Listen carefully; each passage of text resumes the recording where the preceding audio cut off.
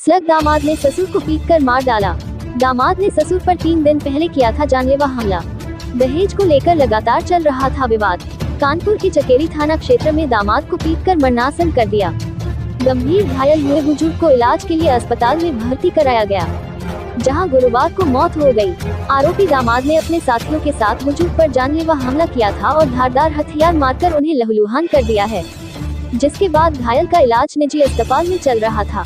Police ने बुजुर्ग जिस समय जिंदा था उस समय ही एप्लीकेशन लेकर आरोपी दामाद पर मुकदमा दर्ज कर लिया था और मामले की जांच जारी थी। गुरुवार को बुजुर्ग की स्थिति अस्पताल में बिगड़ी, जिसके बाद उसकी मौत हो गई। मौत की सूचना के बाद पहुंची चकेरी पुलिस ने शव को पोस्टमार्टम के लिए भेजा है और मामले की जांच पड़ताल में जुट गई। कोई पुलिस ने आरोपी दामाद को गिरफ्तार करके जेल भेज दिया है। क्या वजह क्या थी मारपीट करने की? वजह ये थी, वो दारू बहुत पीता था और 2017 में मेरी बहन के साथ से उसे फ्रॉड करके शादी की, क्योंकि हमें मालूम नहीं था उसकी दूसरी शादी है। चोरी चुप्पे मेरी बहन के साथ शादी की गई।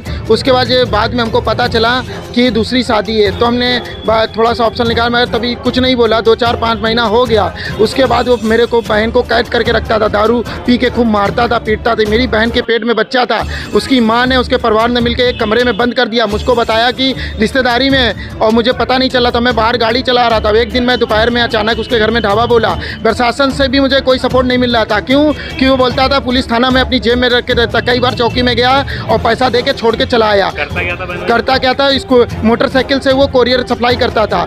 और उसके बाद मैं अपनी बहन को लाकर, उसका एक बेटा है जो आज 7 साल का है, उसको जब पैदा हुआ था उर्सला में, तब से मैं अपने पास अपनी बहन को रख रहा हूँ, खिला पिला रहा हूँ। कोई अर्जाना मुझको नहीं मिला, जबकि हमने कोर्ट में भी अपील लगाई, सब कुछ किया। उसके बाद मुकदमा भी है। चलो कोई बात नहीं। मैंने फिर अभी बोला नहीं कुछ कर रहा, कोई बात नहीं। हमने बहन से बोला कि इससे तलाक ले लो, कोई मतलब नहीं, इससे कोई मतलब। उसके बाद इसने 2-3 बार मेरे पापा को खूब बुरी तरह मारा। कैसे मारा? कभी अद्धा मार के सर फोड़ जाता था, कभी ऐसे मार के चला जाता, तमाचा मार के चला जाता था। हम बाहर रहते थे, मेरे घर में कोई नहीं। पता नहीं, अभी तो मेरे बारे में, इस बारे में जानकारी नहीं है। वो पता चला था उन्हीं के, ये एक उनके घर में एक रहती थी काम करने वाली, उसने मेरी बहन को बताया था।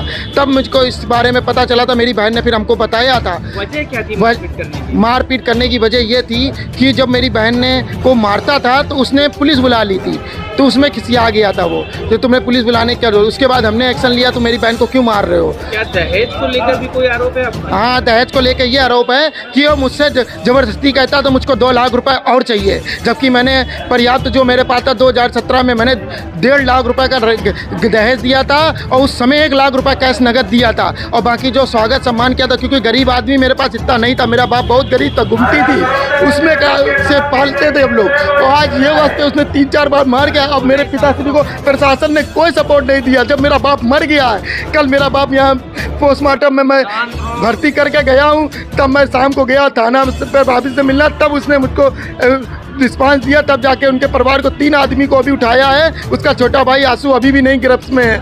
और हम ये चाहते हैं उचित तौर पे मुझे मेरी मदद की जाए और अच्छा इंसाफ किया जाए। अभी तक के तो मेरा बाप तो चले गया है, मेरा भांजा है, मेरी बहन, ऐसा कुछ किया जाए जिसकी ज़िंदगी में कुछ सही हो सके। बाकी तो कुछ नहीं, मेरा बाप तो चले गया है। हम इंसाफ चाहते हैं। अभी तक के कानून ने ऐसा कुछ भी नहीं किया जो मुझे अच्छा लगे। अब जो हो रहा है कुछ अच्छा करके दिखाए तो हमें दिल को तसल्ली मिले।